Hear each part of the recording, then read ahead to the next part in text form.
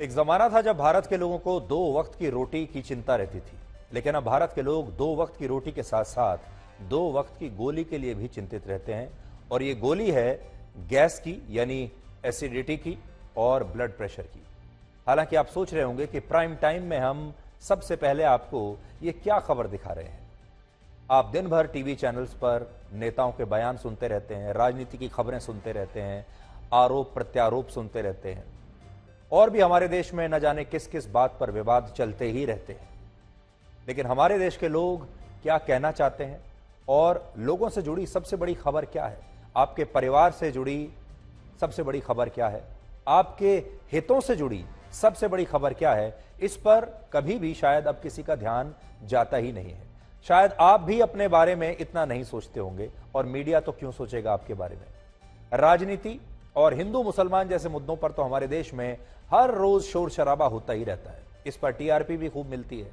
लेकिन आम जनता से जुड़ी खबरों को न्यूज चैनल्स में प्राइम टाइम पर अब जगह मिलना बंद हो गया है, और आपने भी इसे महसूस करना शायद बंद कर दिया होगा, क्योंकि इनमें मसाला नहीं होता और इनमें अक्सर कड़वे सवाल होते हैं।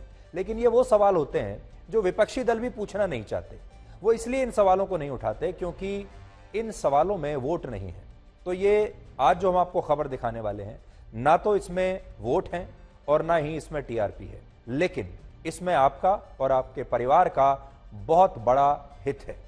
और इसीलिए हम बार बार ब्लैक एंड व्हाइट में अक्सर ये जोखिम उठाते रहते हैं, क्योंकि हमें लगता है कि ऐसे विषय बहुत आवश्यक हैं जिनसे आपका और आपके परिवार का सरोकार जुड़ा हुआ है। इसलिए थोड़ी देर के लिए हमारी बात ध्यान से सुनिएगा, ये आपके लिए है। और आप अक्सर सुनते होंगे कि भारत के लोगों की आमदनी बढ़ रही है।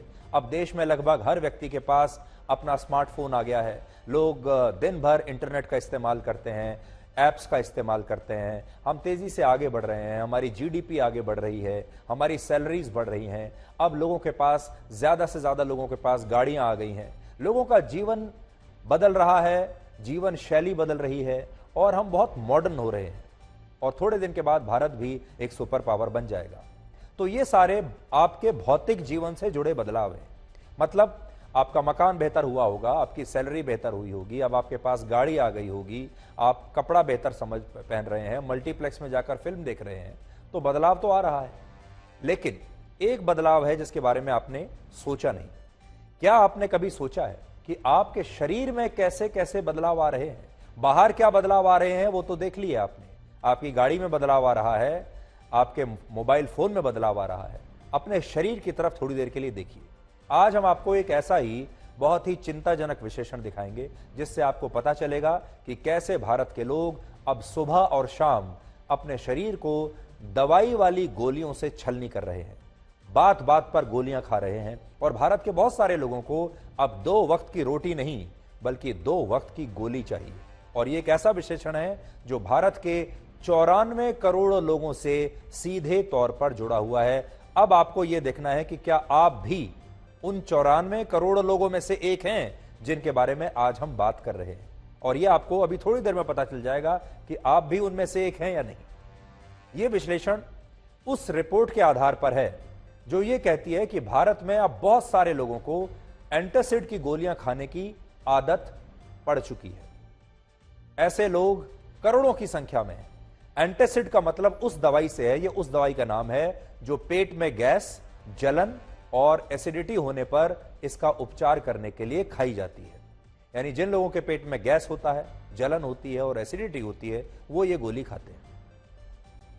प्रधानमंत्री जन औषधि केंद्र द्वारा जारी किए गए अपने वार्षिक आंकड़ों के मुताबिक सिर्फ भारत सरकार के ही इन जन औषधि केंद्रों पर औसतन हर महीने एंटासिड की 1 करोड़ 8 लाख कैप्सूल्स और हर साल 12 करोड़ 96 लाख कैप्सूल्स बिक जाते हैं।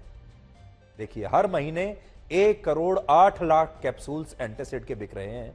और ये कहां बिक रहे हैं? प्रधानमंत्री जन औषधि केंद्रों पर। और साल में करीब 13 करोड़ कैप्सूल बिक रहे हैं। देश भर में प्रधानमंत्री जन औषधि केंद्रों की कुल संख्या 9,484 है, जहां भारत सरकार की मदद से, भारत सरकार की तरफ से जेनरिक दवाइयां 50 से 90% तक सस्ती मिलती हैं। ये जो जन औषधि केंद्र बनाए गए हैं, ये भारत के गरीब लोगों के लिए बनाए गए हैं जो प्राइवेट अस्पतालों में जाकर अपना उपचार अफोर्ड नहीं कर सकते, इसलिए उन्हें यहां सस्ते दामों पर दवाइयां मिलती हैं। 90% तक डिस्काउंट पर यहां दवाई मिल जाती है और भारत सरकार ने यह नई योजना शुरू की है। लेकिन भारत में ऐसे तमाम रिटेल स्टोर्स की संख्या भी लगभग 20 लाख है, जिन्हें आप केमिस्ट की दुकान कहते हैं, जहां लोग दवाइयां खरीदते हैं। ऐसे हमारे देश में 20 लाख स्टोर्स हैं कम से कम, जिन्हें आप मेडिकल स्टोर्स कहते हैं। इसलिए सोचिए, अगर 9,500 जन औषधि केंद्रों पर एंटासिड के सालाना 13 करोड़ कैप्सूल्स की बिक्री हो रही है, तो फिर इन 20 लाख मेडिकल स्टोर्स पर एंटासिड की सालाना दवाइयां कितनी बिकती होंगी, आप शायद अंदाजा भी नहीं लगा पाएंगे। लेकिन मैं आपको आज एक आंकड़ा बताता हूं, एक रफ फिगर देता हूं। हमारे देश में एंटासिड की अलग अलग 250 से ज्यादा दवाइयां हैं, यानी 250 से ज्यादा वेरिएंट्स हैं, और अनुमान है कि इनकी लगभग 2,500 करोड़ गोलियां हर साल बनती हैं। 2,500 करोड़ गोलियां, और ये 2,500 करोड़ गोलियां भारत के करोड़ों लोग एक साल के अंदर ही अपने शरीर में डाल लेते हैं, यानी एक साल के अंदर ही खा जाते हैं। या आप ये भी कह सकते हैं कि ये लोग इन गोलियों से अपने शरीर को एक तरह से छलनी कर रहे हैं। इसके पीछे 3 बड़े कारण हो सकते हैं कि भारत के लोग इतनी बड़ी संख्या में ये गैस की दवाई क्यों खा रहे हैं। पहला कारण हो सकता है फूड हैबिट्स, यानी खान पान से जुड़ी जो आदतें हैं वो अब लोगों की खराब हो रही हैं, लोग अपनी आदतें ठीक नहीं कर पा रहे हैं। दूसरा, जो खाना पीना वो खा रहे हैं, उन खाद्य पदार्थों की क्वालिटी लगातार गिरती जा रही है, तो अगर आपकी क्वालिटी खराब होगी खाने की, तो जाहिर है फिर पेट भी खराब होगा।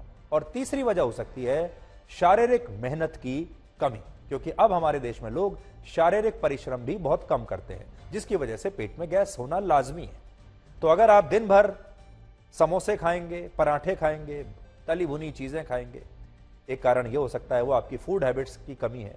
जरूरत से ज्यादा खाएंगे, ये आपकी फूड हैबिट्स की कमी है। अगर आप गंदे तेल में बना हुआ खाना खा रहे हैं, खराब खाद्य पदार्थ जिनकी क्वालिटी बहुत खराब है उससे बना हुआ सामान खा रहे हैं, तो भी आपके पेट में खराबी होगी। और तीसरा यह कि अगर आप खाते भी हैं लेकिन अब आप परिश्रम ही नहीं करते, तो वो खाना हजम कैसे होगा, इसलिए गैस होगी। भारत में 20 साल या उससे ज्यादा उम्र के 94 करोड़ लोग हैं, जिसका मतलब यह है कि भारत में औसतन हर व्यक्ति महीने में 2 गोलियां और साल भर में एंटासिड की 26 गोलियां खा रहा है। यहां बात सिर्फ पेट में जलन और एसिडिटी होने पर खाई जाने वाली दवाइयों की ही नहीं है।